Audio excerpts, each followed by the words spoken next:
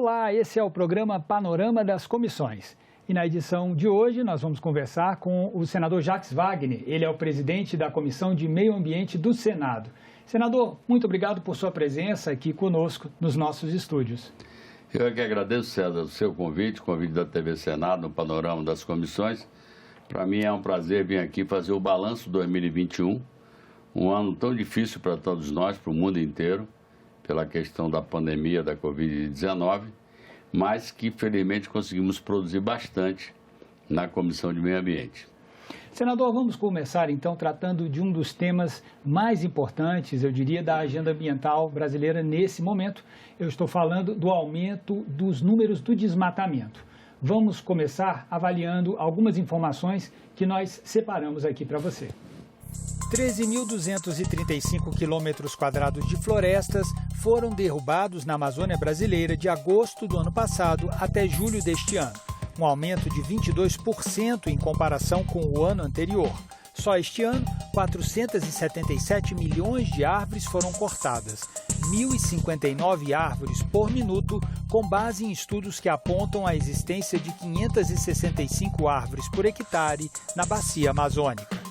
Cada árvore pode lançar 500 litros de água por dia na atmosfera, o que significa que o desmatamento registrado neste ano já retirou mais de 238 bilhões de litros de água por dia dos céus, diminuindo as chuvas e agravando a crise hídrica no sul e no sudeste do Brasil, e contribuindo para o aumento das emissões brasileiras de gases do efeito estufa que provocam o aquecimento global. Senador, esse tema do desmatamento está diretamente relacionado com a política pública que foi analisada pela Comissão de Meio Ambiente, né? Na verdade, as políticas públicas, né? Como é que o senhor avalia essa situação que nós enfrentamos hoje, em que esses números não param de crescer? Olha, é muito triste a gente, parabéns aqui pelo resumo, muito rápido, mas muito consistente. Eu diria que é deplorável o que está acontecendo na Amazônia, com esse volume de desmatamento. O pior, César, é que esse número, que já era conhecido antes da COP, foi escondido para só ser revelado depois da COP. Ou seja, a gente foi para a reunião do clima em Glasgow, na Escócia, eu estava lá, acompanhei o presidente do Senado também, e o número sai 5, 7 dias depois, ou seja, o Brasil fica com a credibilidade totalmente arranhada. E eu diria o seguinte, não é nem que ele não conseguiu, o governo federal, ele não quis. Ele é parte do desmatamento. Porque, na verdade, a postura, seja do presidente da República, seja do ex-ministro do Meio Ambiente, aquele que falou, vamos passar a boiada enquanto o pessoal se preocupa com a Covid, é deplorável. É muito triste para mim, como brasileiro e como presidente da Comissão de Meio Ambiente, chegar na COP e sentir a dificuldade que eu tive de conversar com grandes fundos de investimento, que eu queria atrair para vir investir no Brasil, porque é daí que chega a geração de emprego, e as pessoas dizendo, olha, eu acho muito difícil que os meus acionistas autorizem novos investimentos no Brasil enquanto perdurar essa política. César, isso não aconteceu, e é importante que aqueles que estão nos acompanhando pela TV Senado tenham isso em mente. Isso não foi por acaso. Isso, infelizmente, foi provocado por uma postura do governo de quase dizer, liberou geral, de quase que incentivar essa barbárie que foi esse aumento de 22%. Ao lado do aumento de 22% do desmatamento, nós tivemos o orçamento da comissão, não, do Ministério do Meio Ambiente, voltando a valores de 11 anos atrás, de 2010. Se ele dobrasse, seria 50% do valor do último ano. Então, eu insisto, isso é uma trama que foi urdida com o governo federal como participante, que acabou desmontando os órgãos, o IBAMA está desmontado, Chico Mendes desmontado, a capacidade de fiscalização totalmente desmontada, e aí é óbvio, se o número 1 do país dá uma palavra, dizer, vamos, mentindo, inclusive, né, vamos gerar emprego desmatando, e aí a imagem do Brasil está, desculpe dizer isso, para mim é muito triste, está no chão. Eu sou brasileiro, eu sou oposição, mas sou brasileiro, sou senador, fui governador. Então, eu acho E não é à toa que o relatório da senadora Elisiane Gama, evidentemente, condena toda a política que foi feita. Eu insisto, não foi ao acaso. Se fosse para tipificar como crime, é crime doloso, com a intenção de fazê-lo, desestruturar um sistema de fiscalização, e aí está aí o resultado. E é o que você fala, talvez nem todo mundo saiba dos chamados rios voadores, que é exatamente esse volume de água via nuvens que sobe e depois se desloca, e ele que vai abastecer e dar estabilidade, inclusive, ao próprio agronegócio, que muitas vezes pode olhar para isso aqui dizendo, não, são novas fronteiras agrícolas, mas isso está desequilibrando o clima e perdendo produtividade e competitividade do produto brasileiro. Então, eu acho que é um desastre, como ele disse na reunião do clima em Glasgow, na Escócia. Nós sentimos muito isso. Eu quero aqui elogiar a postura do presidente do Senado, que deixou claro que o presidente da República e o governo federal é uma coisa e o que a gente pensa no Senado é outra. Então, para mim, não é que a gente podia perguntar por que não teve êxito. Eu diria até, eles tiveram êxito naquilo que eles queriam, aumentar o desmatamento para ajudar madeireiros e o corte ilegal de madeira. Agora, essa questão, então, do desmatamento, ela vai estar, então, conectada, o senhor bem lembrou aí, com a questão da crise hídrica, não é? Que é um outro problema grave que nós estamos enfrentando, principalmente na região sul e sudeste, né? E o que a gente viu ali naquela compilação de dados é que cada árvore dessa derrubada pode lançar, por dia, 500 litros de água na atmosfera, né? Então, realmente é um número muito impactante, né? Além do que ela lança de água, César, ela evidentemente captura CO2 e, portanto, ela ajuda também a fazer, vou chamar assim, uma limpeza do ar e da atmosfera. Então, é um desastre. Eu acho que nós precisamos entender que a Agenda Verde chegou para ficar. Ela hoje é a preocupação do mundo inteiro. Nos Estados Unidos eles falam de Green New Deal, lá na China eles falam da civilização ecológica, na Europa eles têm um programa verde. Você vê que na Alemanha agora o crescimento do Partido Verde nas últimas eleições, que aconteceram há aproximadamente um mês, na verdade o grito, e lá na COP26 ficou muito claro isso, o grito de alerta principalmente pela juventude mundial.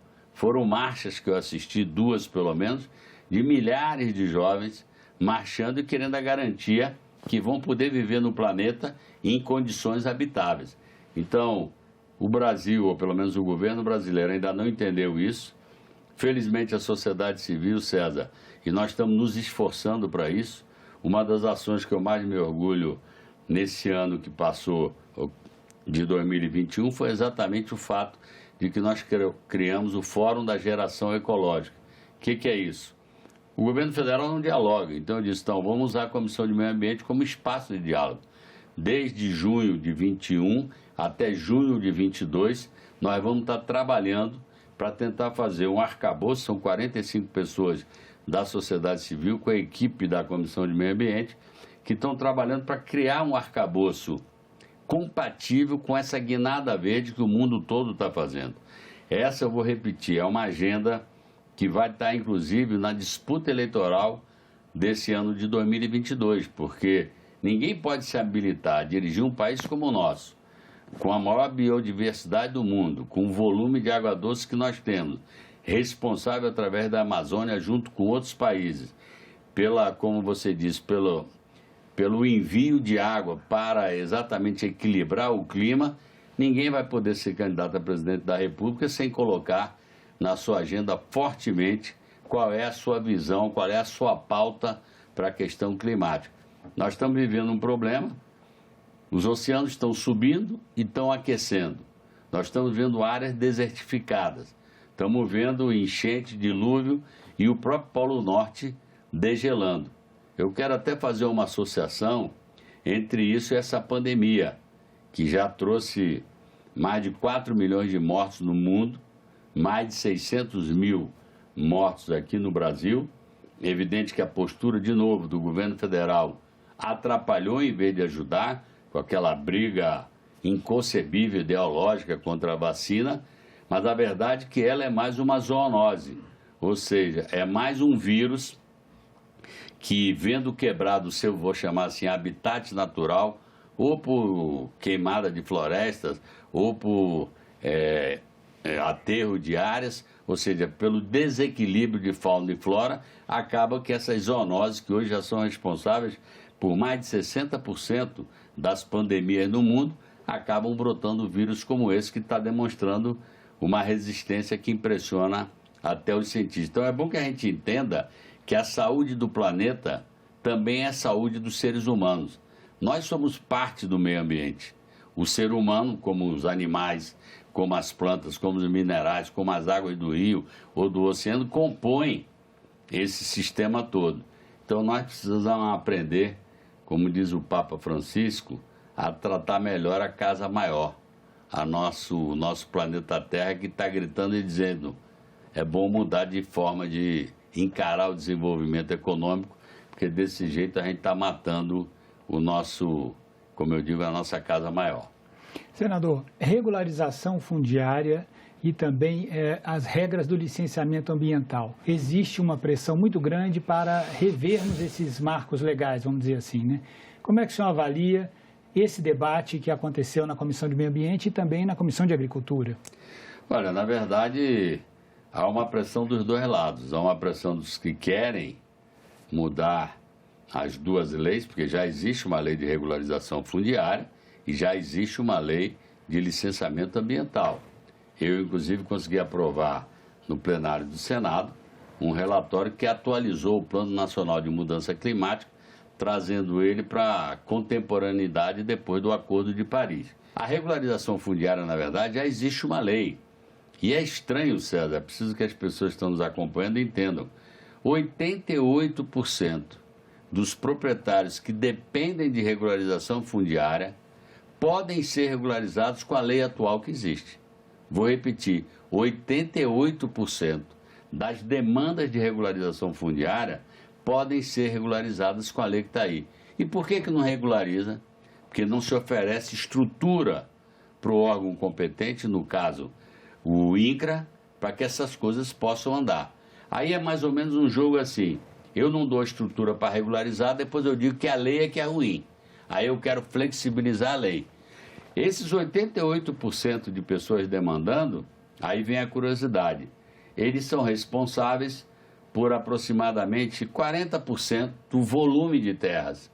E os 12% que faltam são responsáveis por 60% da terra.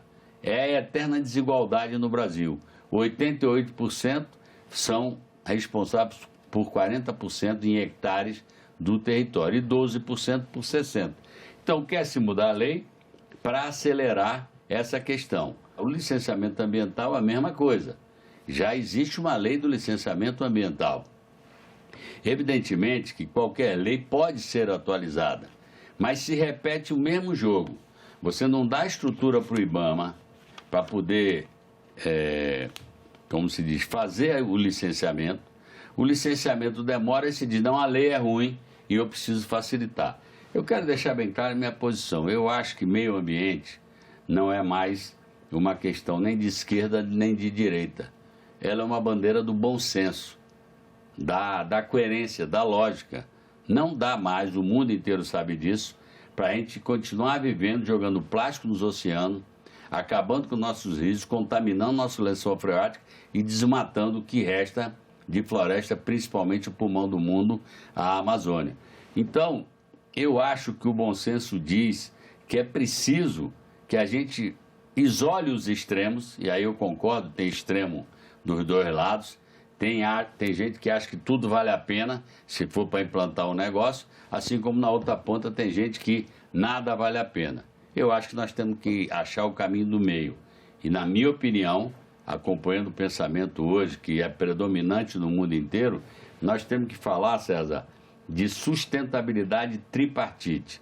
Sustentabilidade econômica, social e ambiental. Ou essas três vertentes andam juntos, ou nós nunca vamos ter um desenvolvimento completo. Não adianta a economia ir bem se o povo está desempregado e cada vez empobrecendo mais. Não adianta a economia ir bem, o povo está empregado, se nós estamos degradando o meio ambiente. Então é preciso buscar esse ponto de equilíbrio E a gente tem se esforçado muito, e vou continuar me esforçando durante esse 2022, exatamente para que a Comissão de Meio Ambiente possa ser um local desse diálogo. Então, dentro do fórum a gente está fazendo isso. Eu quero chamar a atenção que no fórum tem gente, não tem só os amigos do meio ambiente, tem empresário do setor bancário, do setor do agronegócio, da indústria, do comércio, tem população indígena, tem população quilombola, ou seja, é um caleidoscópio da população brasileira e é impressionante como os debates estão evoluindo. Porque muitas vezes quando você abre o debate e começa a botar na mesa argumento, as pessoas começam a se dar conta que a distância não é tão grande e que, portanto, é possível fazer uma aproximação. É o esforço que eu tenho feito na comissão, tentando aproximar pontos de vista de tal forma que a gente ache um caminho de equilíbrio, de desenvolvimento, crescimento econômico e preservação. Esses são dois temas que queriam até que votassem antes da COP. Nós conseguimos fazer 6 audiências públicas, 3 para cada projeto, 3 para regularização, 3 para o licenciamento ambiental, e agora ainda tem todo o processo de debate com os senadores na Comissão de Meio Ambiente e depois no Senado da República. Eu espero que a gente consiga, como ele disse, achar um ponto de equilíbrio onde a gente garanta desenvolvimento sem degradação. A gente sabe que, historicamente, a gente vem acompanhando que uma das estratégias mais eficientes para a preservação da floresta é a demarcação das terras indígenas, né? E o senhor destacou que tem esse lado econômico e social diretamente relacionado com a questão da preservação ambiental. No caso dos povos indígenas, a gente observa aí também uma pressão muito grande para mudar essas regras, para reavaliar, inclusive, terras já demarcadas. Né? Como é que o senhor vê essa questão? Como é que a Comissão de Meio Ambiente pretende trabalhar com isso? Olha, César, eu quero voltar a dizer o que eu disse no começo do nosso bate-papo, da nossa entrevista. Tudo começa com a postura do governo federal quase que dizendo: pode tocar fogo, que eu garanto. Pode invadir terra indígena, que eu garanto. É um desrespeito às populações originárias do nosso país, é um desrespeito a quem a gente deveria reverenciar. Porque hoje a floresta em pé vale muito mais que a floresta derrubada ou queimada. E quem é que está lá com a sua cultura milenar fazendo exatamente essa preservação? Quem é que está fazendo serviços ambientais? As populações originárias. São indígenas nos seus territórios, são quilombolas nos seus territórios. Então, ao invés de estar querendo autorização para invadir, a gente deveria dizer: agradeço a vocês, às vezes vivendo em condições não as ideais, mas pela paixão que tem exatamente por aquele território. O mundo inteiro está olhando para isso. Esse é mais um elemento de desgaste. E olha a contradição que eu queria deixar claro para os que nos acompanham pelo panorama das comissões aqui da TV Senado. Repare, quando era no caso da regularização fundiária, eles queriam, eu creio que isso nós já conseguimos superar, trazer o marco legal para 2018. Ou seja, quase que para anteontem, para dizer todo mundo que ocupou e invadiu terra, ele pode ser regularizado até 2018. Quando vai falar da terra indígena, ele disse que o marco temporal tem que ser 1988, ou seja, quando foi promulgada a nova Constituição, que é a Constituição Cidadã de Ulisses Guimarães. Quer dizer, veja como não tem parâmetro, não tem lógica. Para regularizar a invasão, pode contar até 2018. Para reconhecer terra indígena, tem que parar em 1988. Gente, é de uma insensatez. É por isso que eu digo, é crime doloso, porque, na minha opinião, é vontade de fazer realmente o desmatamento, a agressão às populações originárias, mas, graças a Deus, a sociedade civil e mundial tem resistido muito, a pressão é muito grande. O Fundo da Amazônia, que é mantido por países europeus, como a Noruega e a Alemanha, simplesmente foi trancado, porque, na medida que está se vendo um governo que não aplica o dinheiro naquilo que é o objetivo do fundo, eles trancaram esse dinheiro. Hoje, quando eu fui, repito, para a reunião do clima lá na Escócia, e o Brasil era foco, O presidente não foi, mandou o ministro do Meio Ambiente, porque ele sabia que a recepção para ele é muito ruim por todos os absurdos que ele anda falando acerca do meio ambiente. Então, são temas que eu acho que...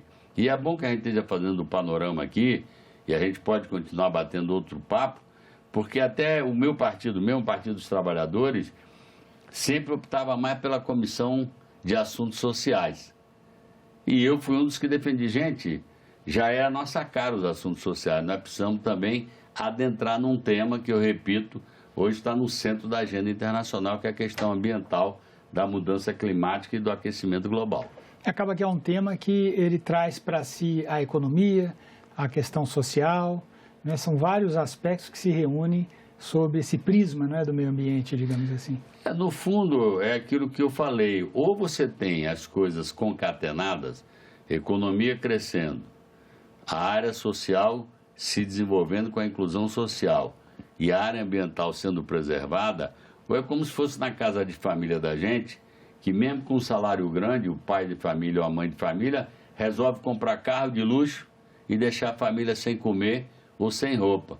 Então, estão completamente interligados. E eu concordo com você. Hoje, a tentativa, por exemplo, de desenvolver o hidrogênio verde, o mundo inteiro está buscando outras formas, inclusive na matriz energética, de tal forma que a gente tem uma matriz mais sadia, inclusive nos alimentos que nós ingerimos. Hoje a questão dos bioinsumos, não é só para a agricultura familiar, não. Tem muita gente do agronegócio. Eu, essa semana, vi uma reportagem que exatamente mostrava isso. Como é que uma fazenda, o proprietário, o criador de porco, fez, vamos dizer, transformou lixo em ouro. Pegou gás metano dos porcos, pegou os dejetos todos e foi transformando em energia com biodigestores. Então, é possível se desenvolver sem degradar. É possível a gente empregar sem degradar. É isso que é preciso, que é consciência. O pessoal mais imediatista quer ganhar dinheiro hoje, aqui e agora. Quem tem mais inteligência projeta o futuro. Não adianta eu ganhar hoje muito e amanhã ter o território totalmente degradado e aniquilado. Então, eu concordo com você, a Agenda Verde é uma agenda que é mundial. Vou repetir, a Agenda Verde não é de esquerda nem de direita, é a agenda de sobrevivência e do bom senso. E eu tenho procurado conduzir a Comissão de Meio Ambiente nesses termos, respeitando pontos de vista diferentes e tentando construir, como eu chamo, o caminho do meio. A gente tem, em 2022, um ano eleitoral. Eu acho que vai ser praticamente impossível a gente atravessar ele sem tratar da questão ambiental, né, desses debates todos que vão acontecer. Como é que o senhor vê a atuação da Comissão de Meio Ambiente do Senado neste ano, que se inicia o ano de 2022? Olha, César, você sabe que o Senado é uma casa plural, porque aqui você tem pessoas com todas as visões. O que eu estou tentando na Comissão de Meio Ambiente, e vou continuar fazendo durante esse ano de 2022, é exatamente construir pontes para evitar falsas dicotomias, porque quem quer degradar diz assim, para eu gerar emprego eu preciso degradar. E eu estou mostrando que é preciso desenvolver, gerar emprego, aliás, é muito melhor para gerar emprego não degradar, porque o valor da floresta em pé é muito maior do que a floresta tombada, queimada ou cortada. Então, meu papel como presidente, evidente, é ser um pouco de magistrado. Eu tenho a minha posição, que será externada na hora que meu partido apresentar o nosso programa perante a população brasileira nas eleições de 22. Mas lá eu tenho que ser magistrado. Tenho minha opinião, emito minha opinião, mas tento costurar. Então, eu espero que a Comissão de Meio Ambiente, durante esse ano eleitoral, consiga cumprir esse papel, que é o de alertar que virou uma questão, repito, emergencial. O aquecimento global está aí. Eu sou da Bahia, acho que a gente não falou, mas eu sou eleito senador pelo estado da Bahia, fui governador pelo estado da Bahia, me orgulho muito, apesar de ser nascido no Rio, escolhi a Bahia para viver há 47 anos. E eu não tenho dúvida nenhuma, a gente está percebendo lá também, por exemplo, as chuvas estão caindo em tempos completamente trocados. Períodos que já não se estava esperando, está tendo dilúvio. Então, eu estou insistindo que é uma questão emergencial. Ou nós mudamos o jeito de nos relacionar com o planeta, ou nós estamos comprometendo as próximas gerações de sobrevivência. Senador Jacques Wagner, eu queria agradecer a sua presença aqui nos nossos estúdios, tratando desses temas, que é um assunto sem fim, né? O meio ambiente é um assunto que, se a gente começar a conversar ele aqui, a gente não termina nunca. Muito obrigado pela sua presença. Não, aqui, obrigado a você, César. Obrigado aqui pela TV Senado, Panorama das Comissões. Para mim foi ótimo, eu insisto, a gente conseguiu produzir muito. Fizemos muitas audiências públicas, transmitidas também pela TV Senado, e é muito curioso que, quando a gente faz audiência pública, o grau de interação das pessoas via o site, via web, é muito grande, ou seja, é um tema, como você disse, que é palpitante para o mundo inteiro, palpitante para toda a população e principalmente para a nossa juventude, que, repito, quer viver num planeta saudável, quer se alimentar com produtos saudáveis, e é disso que a gente está cuidando na Comissão de Meio Ambiente. Obrigado, senador. O nosso programa, Panorama das Comissões, fica por aqui. Você pode revê-lo na nossa página na internet. O endereço é senado.leg.br/TV. Pode ver também no nosso canal do YouTube. E a você, telespectador, muito obrigado por sua audiência.